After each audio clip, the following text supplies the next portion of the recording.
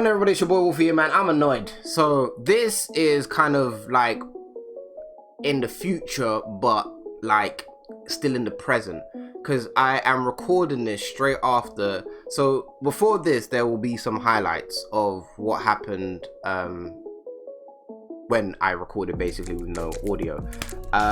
Unfortunately, that happened because I don't really check over my OBS stuff before I press record. I just go in and press record. New error, I need to start doing it. So my microphone wasn't actually connected to OBS, it was just there. So what happened obviously is there was no audio. So I obviously probably have made it into highlights, and then we're here. This isn't meant to be a thing, but I have to make it a thing to make that video with no audio into a worthy episode. That made sense. So we're really just going to go through the team in terms of any changes or anything like that, and yeah, it's kind of be like the last little update before we end the series in season 2. So David De Gea is a 91 overall. I don't think he gets any higher. I think 91 is where he will stay for the remainder of this career mode if I was to continue it. I think at 29, 91, I think that's where he'd stay and probably start decreasing around 32, 33. Lunin, however, has gone up +2 to an 82 overall.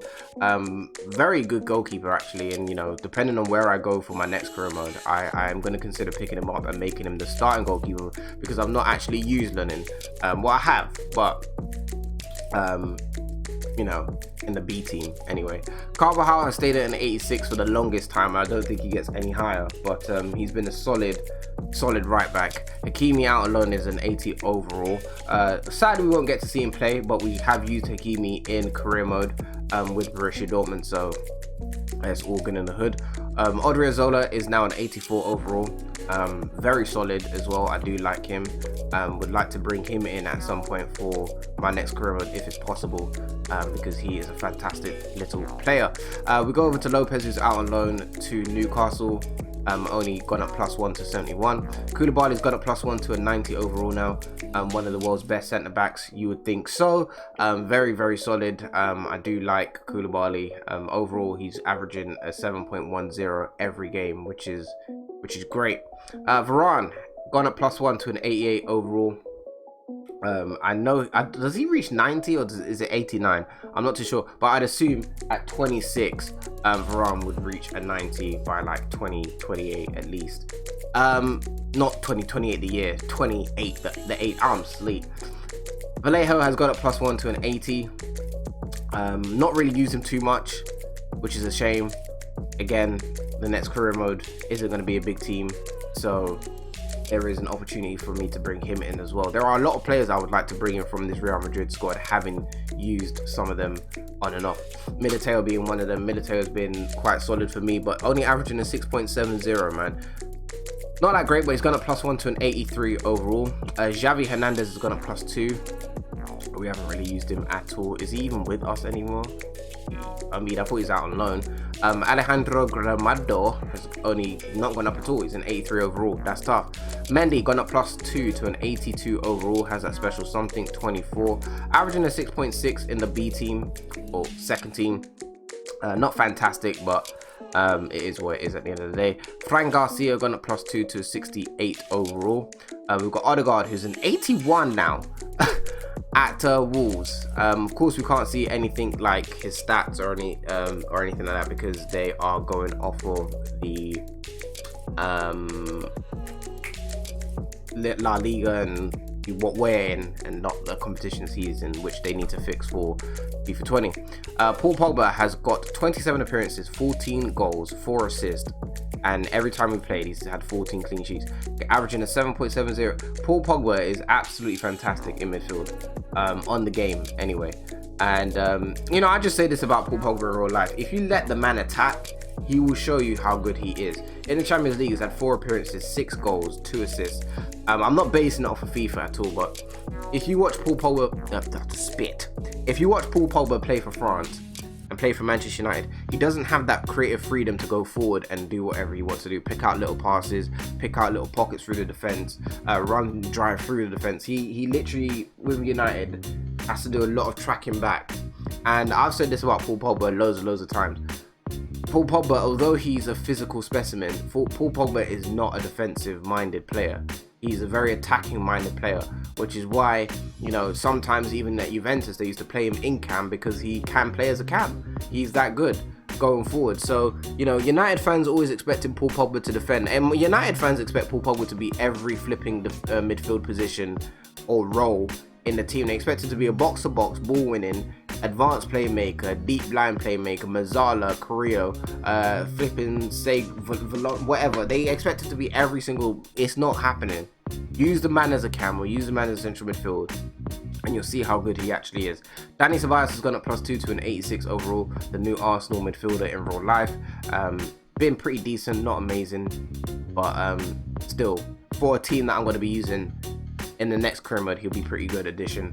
Federico Valverde, we used him at Borussia Dortmund quite a bit, so, you know, me not using him in this career mode isn't the end of the world. I have used him and he is good, but just for me now, in terms of the career mode here, the team we've got here, there was no way he's going to fit in, but he's gone up +1 to an 80 overall. Kubo's gone up +8 to a 79. Had 7 appearances, 1 goal, 2 assists over the course of his time here in this season, averaging a 7.10. Kai Havertz, 28 appearances, 3 goals, 3 assists, averaging an average rating of 7.00. Gone up +1 to an 86 overall. Do like Kai Havertz. Hope he has his face in FIFA 20. I believe he will, because they've actually got the Bayer Arena, which is Leverkusen's arena, so I'm assuming they're going to have their face scans as well. So Kai Havertz should have his face in FIFA 20. Bruno Fernandes, we've just got him, 88 overall, 7 appearances, 1 goal, 1 assist so far. Played in 3 clean sheets, average rating of 7.30. I like Bruno Fernandes. That's pretty much it. Kevin De Bruyne stuck at a 91 now. I think that's where he will finish.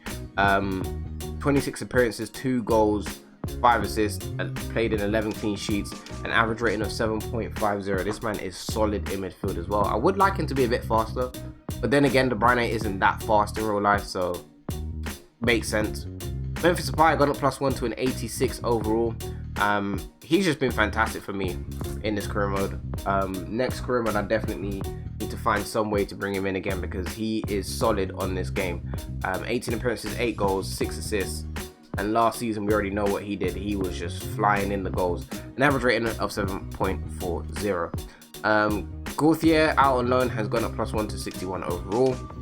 Brahim Diaz has not been used at all in his career mode. And it's a shame, because there's potential there, because he's at 82, at 20, and 82. There's potential there. I'm just not utilizing it, and it's just the team we've built. He's not going to fit in, but he's gone up +2 to an 82 overall. Would like to bring him in my next career mode. Irving Lozano gone up +1 to an 85 overall. Really like Lozano in this game. This is my first time really using him, and he's just been fantastic. Honestly, he's been absolutely fantastic. One of the best players I've used on the game.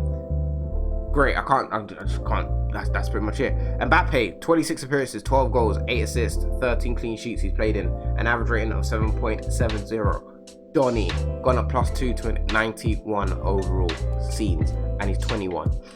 Gonzalez has only played 1 game, had an average rating of 6.50. Francisco Forlezia is out on loan to Stade Rennais, gone up +1 to 69 overall. Leroy Sané, 26 appearances, 7 goals, 3 assists so far. An average rating of 6.9, but you know, season 1 he was good, but for some reason I'm enjoying him a lot more pause in season 2, and his speed and his strength now seem to have improved to the point where no one can get the ball off him. And Sané's run, his speed. Sané right now in real life is one of my favorite players, and unfortunately he seems like he is on his way to Bayern Munich for a fee which will probably be roughly around 80 to 100 million euros. Good move for him, but it will be his last. He's 24, he's German. Bayern Munich obviously being a German club, they'll do what they did with Ribery and Robben and just make him the face of Bayern Munich for years to come, and they will probably in the contract guarantee him to never lose his starting position. I can't see him moving after this. I think Bayern Munich is going to be his third and last final move. It's a shame, because I've really enjoyed watching him play for Man City, and his guidance under Pep. I don't know if he's going to have that same that same mentality now playing under Kovac. I don't know. Vinicius Jr. we've not really used, but he's gone up +2 to an 84 overall. Eden Hazard 91, has stayed at 91. He's 29 now. 26 appearances, 12 goals, 5 assists, an average rating of 7.70. Neymar is still the star of the show and will forever be the star of the show because he's the best player in the world. Dude, at me on that. 27 appearances, 15 goals, man. 15 goals, 15 assists. The man's got doubles across the board. An average rating of 8.00. Madness, absolute madness. So that is a team, and I wouldn't imagine now that we're in March that anyone's really going to improve that much. Yeah, so what I'm kind of thinking with this sounds like I'm ending the career mode here. I'm not. It's like a review. What I'm thinking is I've got a lot more time now in August, so what I'm thinking is that this may move to Twitch and I may stream career mode on Twitch. But the only issue is I know I'll get bored of this playing anyway because the team's done. Like, this is where career mode needs depth, and this is where, you know, player personalities and players kind of forcing their ways out of the club and different various storylines, background storylines happening, because, you know, you could argue the fact that with the additions of Neymar and Mbappe, Hazard would feel left out, or Hazard would feel like he's not the star player or whatever, so he would come to me and say, hey, I want to move and go elsewhere where I am the main man, just like Neymar did with Barcelona. That could be a storyline that would then force me to sell at Hazard, which would then make me more interested in the transfer market. You could say an 89 overall Leroy Sané is tired of being on the bench and forces his way out of the club, making me sell him. You know, in real life, you could not have a bench like this without having players complain. You could not have flipping Lozano in the reserves because he would complain. You can't have Ceballos 86 overall in the reserves because you'd want to move out. So this is where in career mode I talk about depth. This is where depth is needed and just different scenarios need to be made, and the only way different scenarios are going to be made is if you have superstar traits or superstar personalities, kind of what Madden has, but more personalities that affect career mode in terms of players and how they play in your squad. So, you know, let's just say, for example, Neymar has a, what could I go with? Neymar, let's just go, we're going with something stupid. Let's say Neymar's got a celebrity trait, right? So he wants to be treated like a celebrity or whatever. And then Hazard has got a star player trait, right? And then you've got Mbappe, who's a team player, right? Ideally, you link these three together, celebrity, star player, and team. It's not going to work, you know? They should add like something like chemistry in the team. There's so many different things they could do, honestly. That was just a little idea. It's not really thought out well. I just kind of made it up on the spot. But just stuff like that, because I could still play this if I had this team on Football Manager, I could still play with this, because I know that I'm gonna have someone complain about leaving, which is then gonna, it's just common sense, you know. You're not gonna have a Depay, Sané sitting on the bench just willing to just, maybe you would because it's Real Madrid, but you get what I'm saying. Anyway, I'm out here. Thank you guys for watching. Sorry about the audio for the you know, me using clips and whatever. I apologize, but that's how it goes sometimes. I'm out here.